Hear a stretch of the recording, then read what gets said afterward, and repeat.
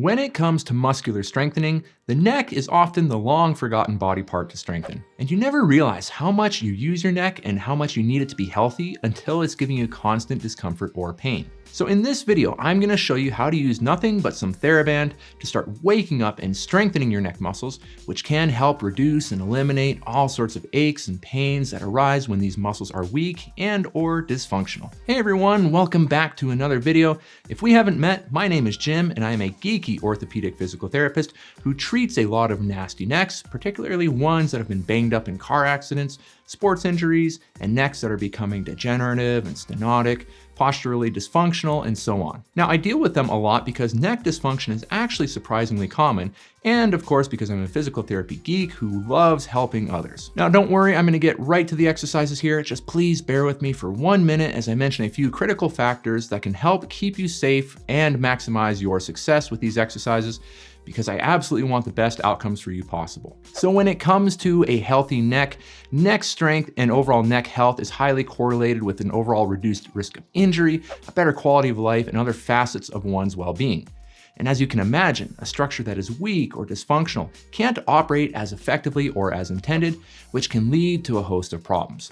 Now with necks, it can be anything from headaches to generalized aches and pains in the neck or the upper back or even the shoulders. And there's a lot going on within the neck, and while there can be multiple underlying causes for neck tension or discomfort, dysfunctional muscles are often a primary culprit. Now there are a lot of great treatment options that can help with improving neck function and neck health, lots of which I perform in the clinic or when I'm referring to my collaborative team of other physical therapists and sports medicine physicians. But the importance of therapeutic home exercise cannot be stated enough. So this video is all about some rather gentle but often effective neck exercises that tend to work well for many individuals at home. Yes, there are some super effective pieces of specialized equipment that can help people's necks, but they can be a bit on the expensive side for many individuals, and they can at times require a bit of guidance. But with Theraband, it's inexpensive and it can be straightforward to use. But I do have some reviews up on my channel of other neck strengthening devices if you do want to check out any of that content. So as we get going here, please keep in mind that necks can be rather finicky and temperamental based on the underlying cause or causes of pain in your neck. Now, if you have a history of neck issues, please consider getting a proper evaluation from a qualified healthcare professional to see if any exercises or which neck exercises are best for you. So here are the general rules that I tell my patients with the exercises I'm about to show you. Number 1, mild discomfort is allowed as long as it's quite minimal and it does not worsen throughout the exercises. And if it even diminishes during the exercise, that's a good thing. But pain is not allowed, and that's rule number 2, so don't be a hero here and try and push through it, because that's not the objective. And rule number 3, a sense of fatigue or tiredness from the muscles within the neck is what we're after, but we're not looking to completely exhaust the neck by any means. Necks that need a bit more strength and health typically respond better to a lower intensity of exercise combined with a higher frequency of those exercises, especially in the early strengthening phases. And again, those rules are very generalized, but they are a good starting point for many of my patients once I've deemed the individual to be appropriate for these exercises. Now, the product that I recommend using here is Theraband, which is a flat band that can be used for all sorts of exercises, not just with necks. But it works beautifully for the upcoming exercises since it conforms to and sticks to the head perfectly without being uncomfortable in any sort of way.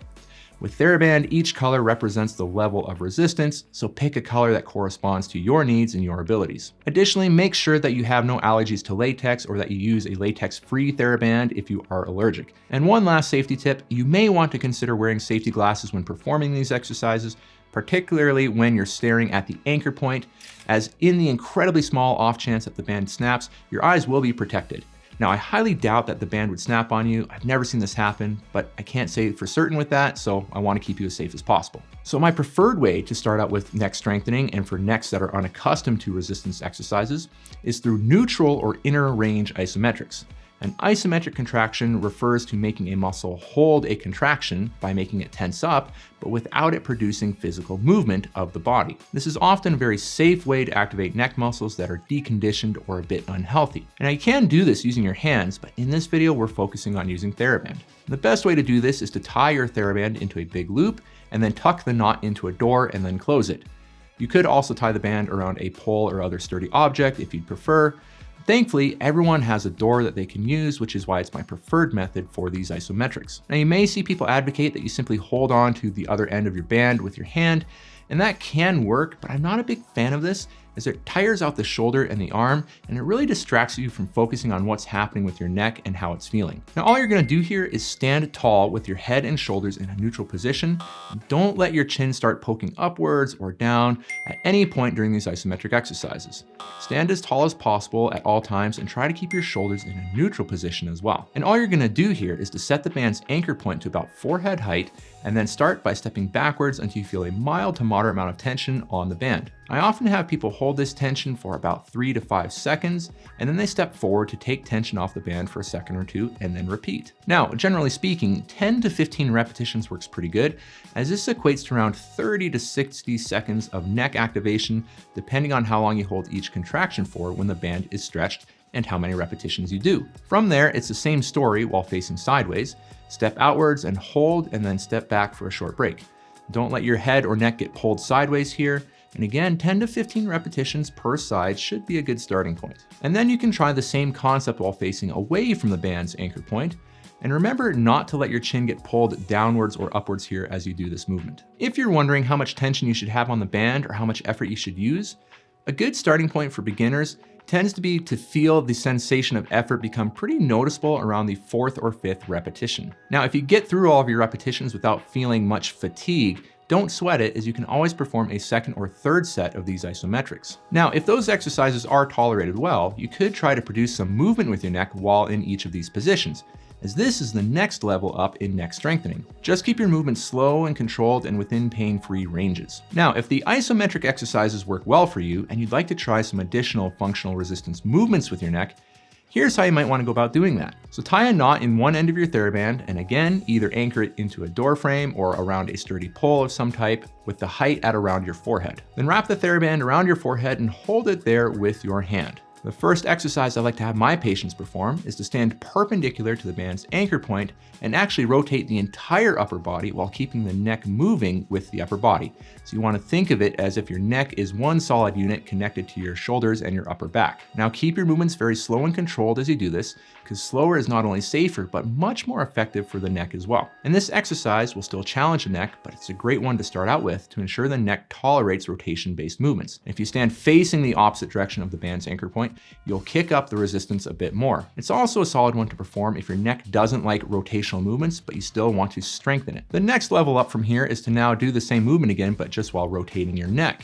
And again, do this slowly and always with control. And if standing sideways to the band is enough, then keep it here. And if you need a bit more of a challenge, turn away from the band's anchor point, which will give you an even greater challenge. And I'd say to take about 3 to 4 seconds to complete each repetition here. And your arm and your shoulder that's holding the band may get a bit tired here, but just try and fight through that if you can. Again, 10 to 15 repetitions per side is likely a solid starting point here, with this equating to about 30 to 60 seconds of time under tension for your neck muscles. And with exercises such as these, as long as you don't have any muscular soreness the next day, you can likely perform these exercises daily. But don't be afraid to take a full day off if you feel that your neck is a bit tired or sore from the previous session. But again, we don't really want soreness after these because we're trying to keep it light. So again, a higher frequency with lower exercise intensity is likely your best option. And as a general rule, you'll need about 6 to 8 weeks before you feel the significant changes that you're likely after for your neck. But a lot of individuals can often feel positive effects just after 2 or 3 weeks. So think of these exercises like brushing your teeth. Just a minute or so each day can really go a long way. As you're likely aware, I can't pack all of the details that I'd otherwise like to within a single YouTube video here. So you'd be getting about a 45-minute video if that was the case, which is not the intent here. So if you have questions, let me know in the comments below and I will do my best to try and help you out. And if you'd like, feel free to subscribe so you don't miss any of the content that I'm uploading here as well. So everyone, keep looking after yourselves, keep looking after one another, keep making some great things happen, and I will see you in the next video.